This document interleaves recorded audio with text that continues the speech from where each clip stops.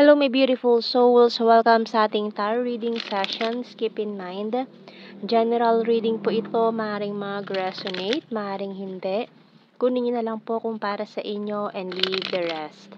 Maaaring mag-shift na energies or magkabaliktadang sitwasyon. Kaya kayo na pong bahala kung saan kayo nakalugar sa reading natin. So, let's see.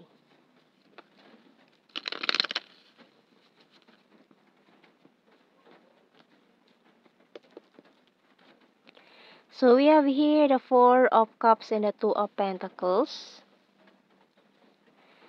the Wheel of Fortune and the Ten of Cups, Karma or the Judgment and the Ten of Swords, 10, and the Magician and the Six of Pentacles. Bottom card, Five of Wands. So, kami nagtatalo ang isip dito or you're juggling between two persons. We have 10-10. Maaaring isa dito sa persons na ito is person from the past na who broke your heart, nireject ka, maaaring binitrade ka nitong taong ito, ang daming conflicts. And then, yung isa is parang new person na you are manifesting. You are manifesting a person na tanggap ka, talagang mamahalin ka, pero parang yung puso mo parang naghihintay pa rin ng dito sa past person na to. May something pa rin na parang mas gusto mo pa rin siya kahit na may new person naman na maayos na dumating. Pero yung puso mo parang kulang pa rin eh. Parang yun pa rin ang hinahanap. Okay, so tingnan natin 'to. Parang, sayang naman 'tong new person na 'to kung palalampasin mo pa. Kasi we have here the Wheel of Fortune. So, parang ibinibigay na sa'yo yung deserve mo pero parang tatanggihan mo pa ba ito? Naku. So, tingnan natin. The person na deserve mo pero parang, nagke-crave pa rin yung puso mo dito sa past na ito na who broke your heart, na sinira niya yung tiwala mo, binackstab ka niya. So we have here clear sentence by Archangel Raguel. Notice your recurring physical and emotional feelings as they signify divine guidance. Okay, so yun natin. So ikaw makakasagot din sa mga tanong mo no? So ikaw rin ang makakapagsabi kung sino ba sa kanila yung dapat mong piliin. So tingnan natin. More messages natin dito sa signs and symbol cards.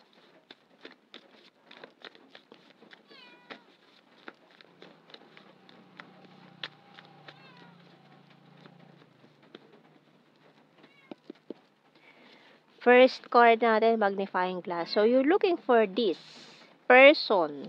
Pero nasa harapan mo na, pero nakatingin ka pa rin sa iba.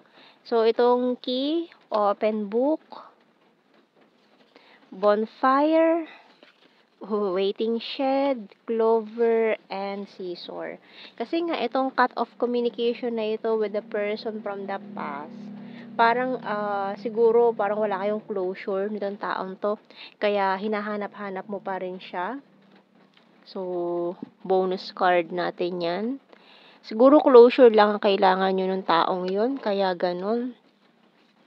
Tingnan pa natin tarot messages, oracle cards. Kasi para dun sa taong yun, bonfire energy, parang pansamantala lang yung past person na yon.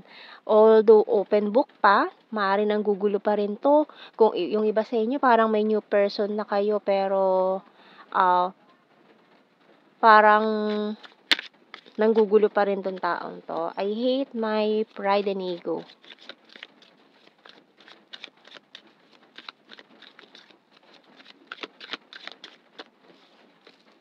I want to protect you. So, itong new person, very protective, no? Parang, naiinis siya doon sa person na yun na sinaktan ka na nga, pero parang pumapabor pa rin yung puso mo sa kanya kahit sabi na ng isip mo, ayaw mo na. Nagtatalo yung puso at isip mo sa decision making I'm proud of you. I'm honest to you. I want solid foundations. I watch you from afar, keeping tabs on you. Kasi nga itong past person na to, makulit talaga eh, no? Kahit na after niya sirain lahat ng tiwala mo or yung life mo kasi dahil sa nangyari, mental health mo. So, after lahat na nangyari yun, parang baliwala lang eh, parang wala lang eh. Parang babalik lang siya ng walang nangyari. So, you're my strength, bottom card natin. So, tingnan natin more messages sa ating The Hidden Truth Oracle cards.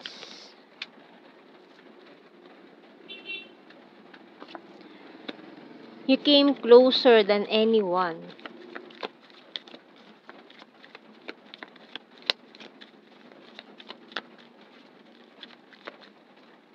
I wonder if you're happy without me.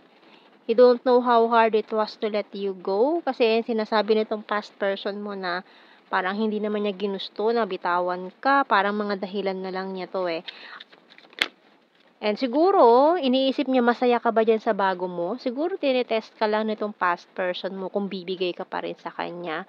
Or kung sino mas mahal mo. Parang nangyayabang lang tong taon to na sino mas mahal mo, yung bago mo or ako. Kaya parang siguro nung nalaman niya na may new person na umaali-aligid sa'yo, gusto niyang itest kung may feelings ka pa sa kanya or kung mahal mo talaga yung new person mo. Parang ganun yung ginagawa nitong taon to sa'yo eh.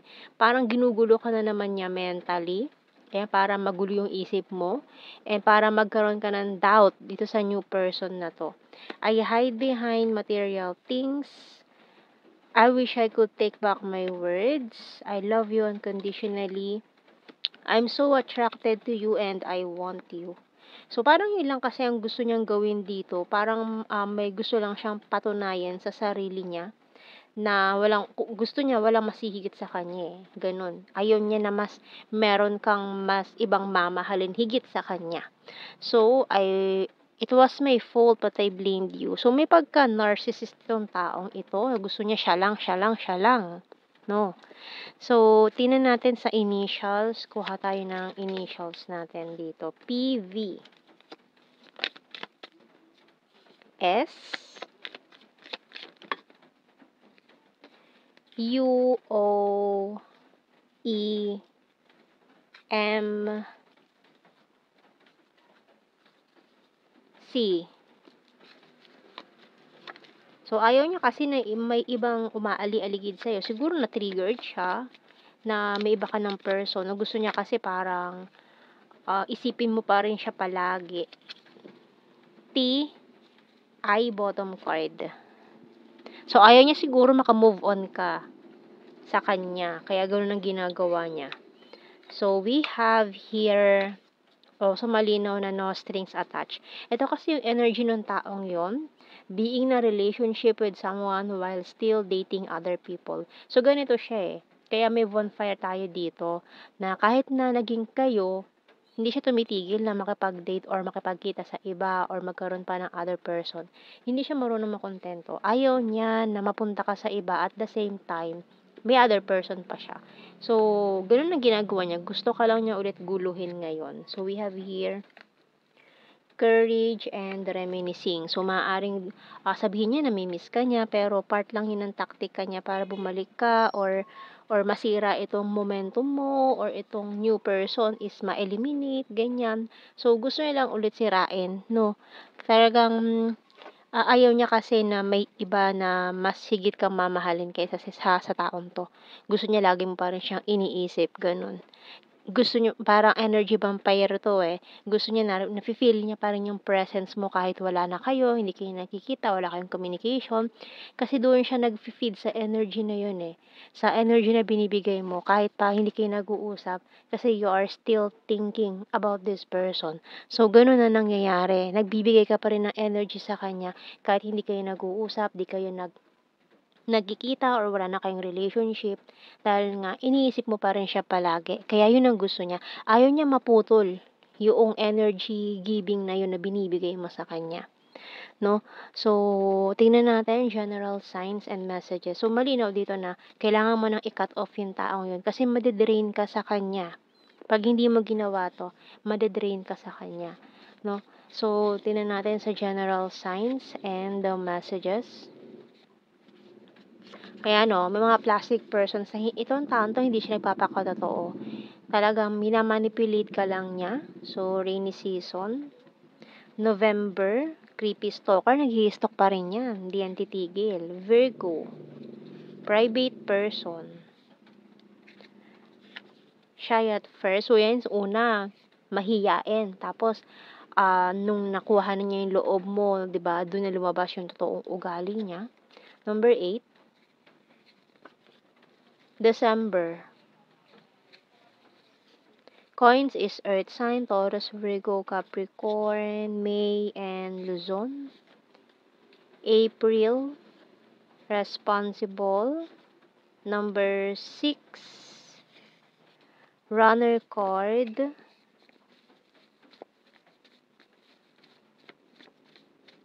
So, ganyan yung mga energy ng manipulative person, narcissist person na kailangang iwasan.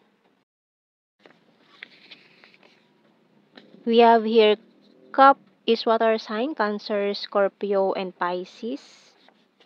Soon, and another Pisces. So, usually din kasi sa mga ganyan klase ng tao, yan yung mga sad boy, sad girl effect, ganyan. Pa-sad boy, pa-sad girl, di ba? Pa-victim, ganyan. So, yan ang ating reading, my beautiful souls. Thank you for watching. Take care and God bless. See you in our next reading, guys. Bye-bye.